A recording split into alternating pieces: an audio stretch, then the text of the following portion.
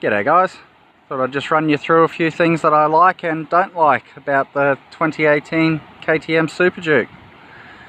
So this isn't all Superdukes, just mine in particular. Well, first of all, I didn't like the original seat.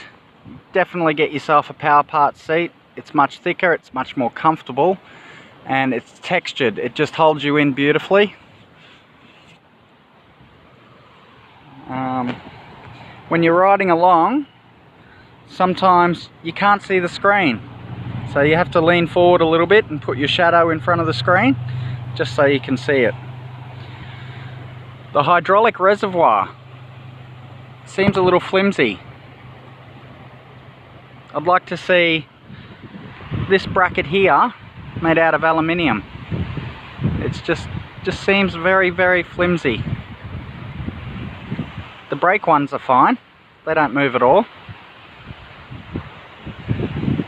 This indicator is starting to rip away, so I'll have to get that replaced. Hopefully they do that under warranty. I've also had troubles with the unlock button. 3 times it hasn't worked. So this bike is only, well, it's less than 600 kilometers old, 3 weeks I've had it, and already I'm having trouble with this button. We have a massive single-sided swing arm, looks great, but then on the other side, instead of showing off the wheel, they whacked on this massive exhaust. So the Akrapovic full titanium system goes in the same place. I might look into getting something that comes up this way so that it shows off a bit more of this rear wheel. That's about all I don't like about it, or that I've found I've had trouble with it. The things I like about it is the amount of torque this thing throws out is unbelievable. First, second, third gear, the front end is just really floaty. Even with anti-wheelie on, that front end just pops up. I love the aggressive lines on it. I love the headlight, looks really good. The bike grabs a lot of attention while riding down the road. The mirrors are good, they're nice and stable, they don't shake, they don't wobble.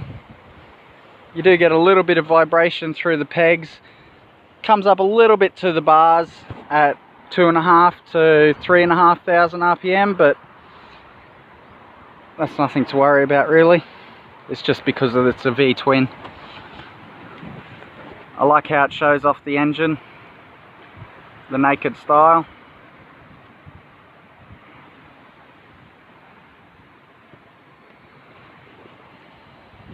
Getting in here to clean your rims is very hard. There's not much.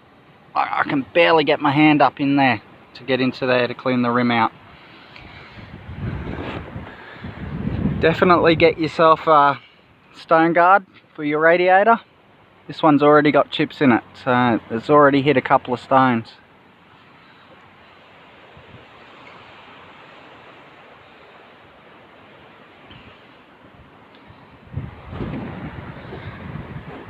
You'll want to get yourself a rear tail tidy. The original one came up to about where this bag is, covering over my number plate. It was massive, it was really huge. Came out the back. The tail tidy really sets it off.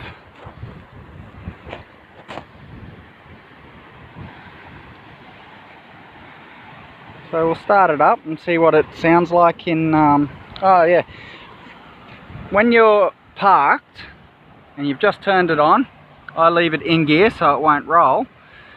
When I go to put it into neutral to start it, it goes straight to second. I'll put it down, it goes to first. What I have to do is roll it forward half an inch and then it'll go into neutral. And it's making a liar out of me.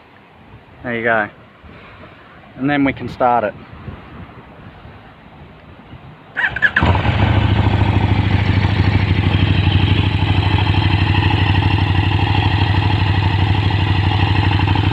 sounds great. It'll sound better once I get the Akrapovic put on.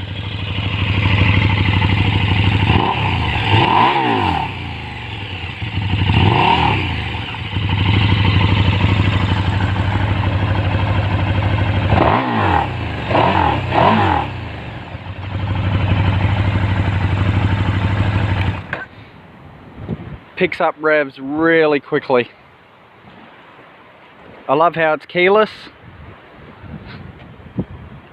I love how it automatically locks the bars in when you turn it off.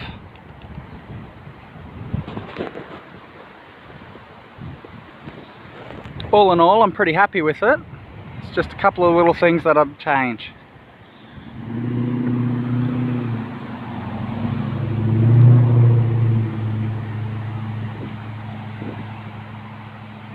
So I still haven't named it, guys. I need a name for her.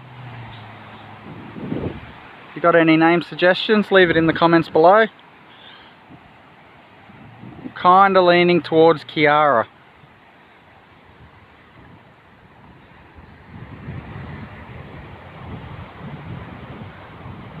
Alright guys, that's my thoughts on it. As I say, I've rode it for nearly 600 kilometers now. It's a great bike. There's nothing on the road that it can't overtake. I mean, I've had CBR 1000s come up next to me and try and take me on, and this thing just eats them.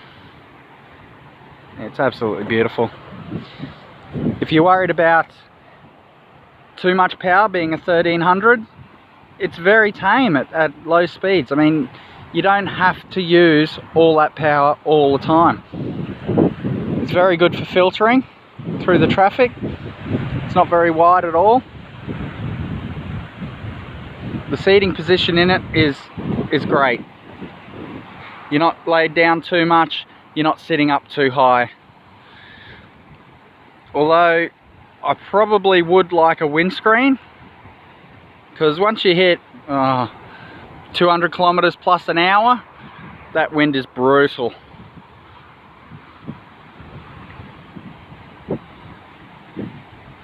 Yeah, there it is, the KTM. If you're thinking of getting one, I'd highly recommend it.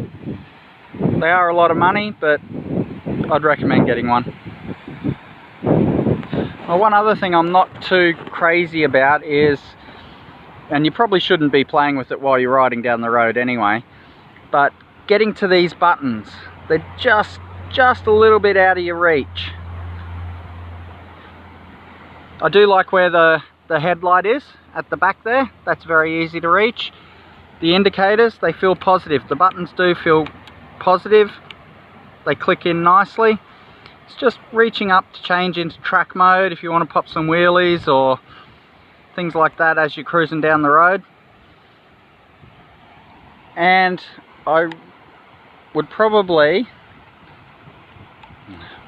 See, now we're having trouble again. The button isn't working.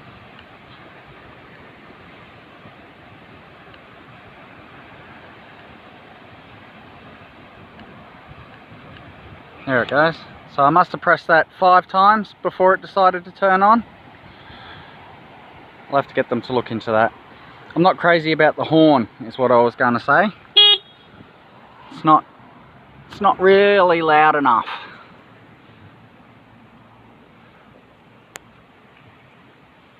But yeah, thanks for watching, guys. I will catch you next time.